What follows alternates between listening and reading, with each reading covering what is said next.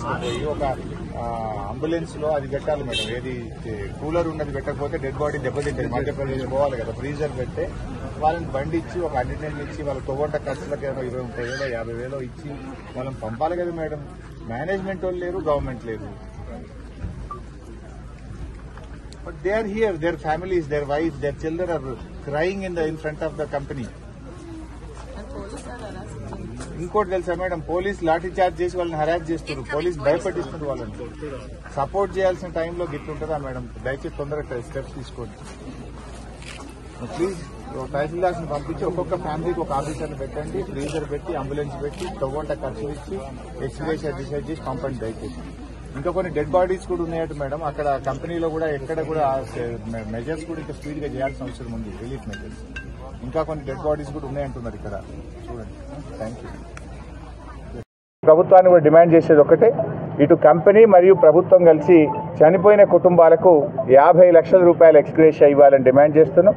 క్షతగాత్రులకు 25 లక్షల రూపాయల ఎక్స్గ్రేషియాను, అదేవిధంగా పూర్తి వైద్యాన్ని వారి కుటుంబ సభ్యులకు, చనిపోయిన కుటుంబ సభ్యులకు ఉద్యోగాన్ని కూడా ఇవ్వాలని మేము ప్రభుత్వాన్ని డిమాండ్ చేస్తాం. ఛార్జ్ చేయడం ఇది ఎక్కడి పద్ధతి అని నేను అడుగుతా ఉన్నా. సహాయక చర్యలు చేసి మనోధైర్యాన్ని అందించి మంచి వైద్యాన్ని అందించాల్సినటువంటి వాళ్ళు పైగా దురుసుగా ప్రవర్తించి వాళ్ళ మీద లాఠీ చార్జీ చేసినటువంటి సంఘటనను తీవ్రంగా మేము ఖండిస్తూ ఉన్నాం.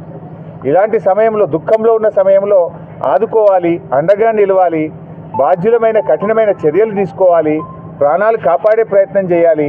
మేము జిల్లా వైద్య ఆరోగ్య శాఖ అధికారులను అడిగితే అసలు ఎంతమంది గాయపడ్డారు, ఏ ఆసుపత్రుల్లో ఉన్నారంటే లెక్క చెప్పలేని పరిస్థితి ఉన్నది. ఇదేం పద్ధతి అండి?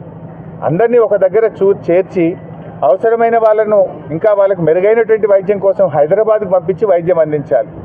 ఒక్కొక్కరు ఒక్కొక్క హాస్పిటల్లో ఉన్నారు. ఎవరు ఎక్కడికి పోయినరు, ఎవరు ఏ హాస్పిటల్లో వైద్యం పొందుతున్నారని అటు జిల్లా అధికారులకు పట్టి లేదు, ఇటు కంపెనీ యాజమాన్యానికి కూడా పట్టి లేనటువంటి పరిస్థితి ఉంది. తక్షణమే మొత్తం ఒక టీంను ఏర్పాటు చేసి ఎవరెవరు ఏ హాస్పిటల్లో వైద్యం పొందుతున్నారో చూసి వాళ్ళకు సహాయకులను ప్రభుత్వం నుంచి, కంపెనీ నుంచి పెట్టి పూర్తి వైద్యాన్ని ఉచితంగా ప్రభుత్వం తరఫునే అందించాలని చెప్పి కూడా మేము డిమాండ్ చేస్తూ ఉన్నాం. సో ఇప్పటికైనా ప్రభుత్వం మేల్కొనాలి.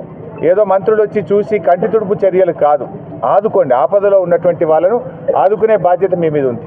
ఇలా ఆసుపత్రిలో కొంతమంది మేము మాట్లాడిస్తే ఖర్చులకు డబ్బులు లేవు అని ఆందోళన చెందుతూ ఉన్నారు. కనీసం మినిమం ఎక్స్పెండిచర్ 5,000 10,000 ఏదైనా వాళ్ళకు గాయపడ్డటువంటి వాళ్ళకు తక్షణ సహాయం అన్నా చేయాలి కదా. ఆ మాత్రం కూడా సహాయం చేయలేని పరిస్థితుల్లో ఉన్నారు. బీఆర్ఎస్ పార్టీ పక్షాన మన తెలంగాణ రాష్ట్రంలో ఎవరైతే చనిపోయి ఉన్నారో వారికి మేము ఆర్థిక సహాయం కూడా అందిస్తాం, తగిన సహాయం కూడా చేస్తాం. క్షతగాత్రులకు కూడా మా పార్టీ నాయకులు దగ్గరుండి వారికి అన్ని సహాయక చర్యల్లో కూడా మా వంతు సహకారాన్ని కూడా మేము అందిస్తాం. వాళ్ళకింత టిఫినో, భోజనమో, మినిమం మందులు కొనుక్కోవడానికి ఏదైనా తక్షణ సహాయమో ఇలాంటివి కూడా మీరు చేయకపోవడం అనేటువంటిది ఇది చాలా చాలా బాధాకరం. ఈ ప్రభుత్వం ఇప్పటికైనా కళ్ళు తెరిచి వీళ్ళని ఆదుకోవాలని చెప్పి మేము డిమాండ్ చేస్తూ ఉన్నాం. పార్టీ పక్షాన గౌరవనీయులు సుంతా లక్ష్మారెడ్డి గారి నేతృత్వంలో వారికి అన్ని రకాలుగా మేము సహాయ సహకారాలు కూడా అందిస్తాం. భవిష్యత్తులో ఇలాంటివి పునరావృతం కాకుండా మరి డిపార్ట్మెంట్ను గట్టిగా ఆదేశించాలి. ఈ వరుసగా ఈ 2-3 నెలల్లో ఈ సంగారెడ్డి జిల్లాలో చాలా రియాక్టర్లు పేలుతూ ఉన్నాయి. భవిష్యత్తులో ఇట్లాంటివి జరగకుండా ఆల్ సేఫ్టీ మెజర్స్ కూడా తీసుకోవాలని, కార్మికుల రక్షణ చర్యలు తీసుకోవాలని చెప్పి కూడా మేము డిమాండ్ చేస్తాం.